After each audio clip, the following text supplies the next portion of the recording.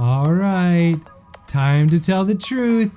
How many of you believed that Canon had changed their ways and were suckered into believing that the Canon M50 Mark II was going to be a game-changing camera in the budget mirrorless camera lineup, huh?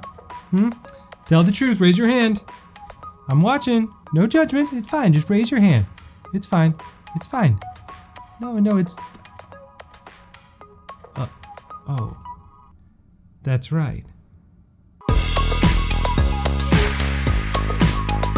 Greetings and salutations, my friends. My name is Travis, aka Dad, and welcome to Dad Does Tech. I'm just an ordinary dad who loves tech and camera stuff, and my goal is to help you find the right gear and get the most out of it. And if you're just stopping in today is October 14th, and we just got some news. Canon has announced the Canon M50 Mark II, the successor to the ever popular Canon M50, and that is super exciting, right? And wrong. And why is that? Well, over the past few months, we have been hearing leaks from countless sources that are normally extremely reliable about what this camera was gonna look like, what kind of specs we should expect. And we thought back in August, we had a pretty good idea of what this camera was gonna look like. I mean, except for the price tag, a definite price tag, we were pretty confident that we knew what this camera was going to have. And we were pretty confident that it was coming at the end of the year, or Q1 of 2021.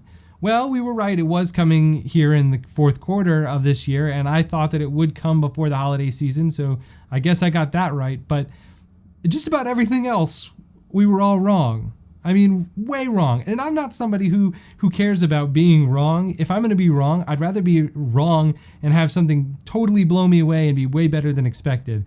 But instead, we were all wrong. And unfortunately, it's not for the better. And I'm gonna go ahead and throw this out here right now. This is not a planned video. I didn't plan on doing this video today. I have another video coming this week. This was completely unscheduled. It just happened, and I felt like we needed to talk about it and just try and figure out what the heck is going on. And so this is gonna be real talk with Dad right now. So if you haven't seen the announcement of the Canon M50, it happened about 15 hours ago or something. I was sleeping, and so I wasn't there to watch it, but as soon as I woke up, I was like, oh man, Canon M50 announcement. Yes, this is what we've been waiting for. And you know, this morning I was considering hitting snooze and going back to sleep, and I think I should have, because Canon definitely hit snooze on this camera. So why am I and so many others very, very disappointed with this? And to put it quite simply, the reason that I'm upset isn't that Canon pulled a fast one and proved everybody wrong and is not doing what everyone thought they were going to do. It's that the camera is supposed to be an upgrade from the Mark I, and all the people who own the Canon M50, like myself, who were hoping to get the Canon M50 Mark II, we don't have to now because we basically already own it, because they're more or less the same thing with some, we'll call them modest or incremental upgrades. They pretty much look the same, and that kind of stinks. So let's go over some of the specs of the Canon M50 Mark II, and we'll talk about just like what's a little bit different and what's the same and what you should expect with this new camera. So to start, the camera is rocking a 24.1 megapixel CMOS APS-C sized sensor, and it is also going to be using the Digic 8 processor that is currently in the M6 and the original M50.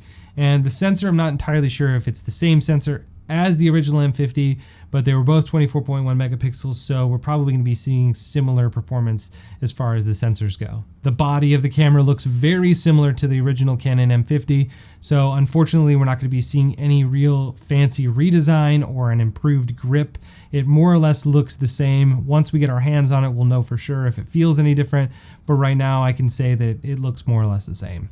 For the most part, the Canon M50 Mark II resembles or is identical to this original Canon M50 in all the ways that you would not hope it to be, but there are some few incremental upgrades or improvements that they have made to the camera that do make it better.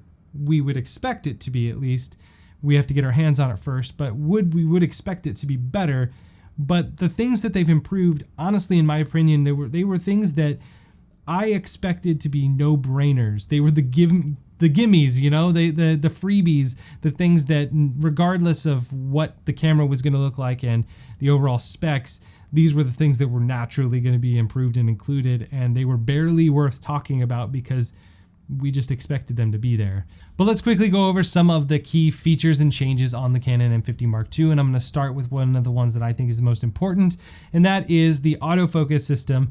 One of the best improvements has got to be that this new Canon M50 Mark II is going to have some of the features of the new EOS R family, in that it's going to have eye tracking. So the autofocus was always great on the OG Canon M50, but it didn't have anything like eye tracking. So now we're going to see a snappier response and better tracking with the autofocus because it does have eye tracking. And also, I think a really important thing to note is that when you're looking through the EVF, you'll actually be able to move your autofocus points to track specific areas of your frame, and that's going to help you get better shots in focus quicker, especially at a further distance. The camera now also includes clean HDMI out, so you're going to be able to use it for Facebook Lives and YouTube Lives much easier and be able to get much better image without any third-party software or anything like that.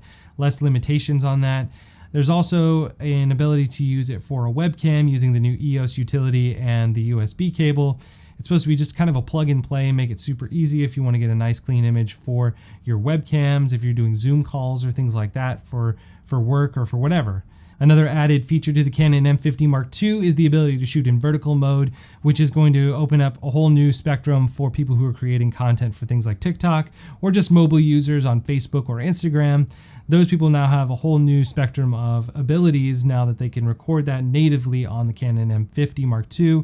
You can quickly go into the Canon Camera Connect app for iOS or Android, transfer your video from your camera to your phone or to your desktop or whatever using the Wi-Fi button, and that'll give you the ability to move the camera footage over to your other device really quickly and then edit it and upload it without having to actually plug in any cables. So what I think is so annoying about all of this, and probably you do too, is that this camera in some ways has almost no business existing, because all of these things that we've talked about so far as the improvements to the Canon M50 Mark II is that all of these things could have been in a firmware upgrade to the original Canon M50, and then they could have extended the life of that camera and it would still be viable. But instead, they've elected to take these minimalistic improvements and release an entirely new body that you'll have to pay full price for. And I just think that's kind of lame.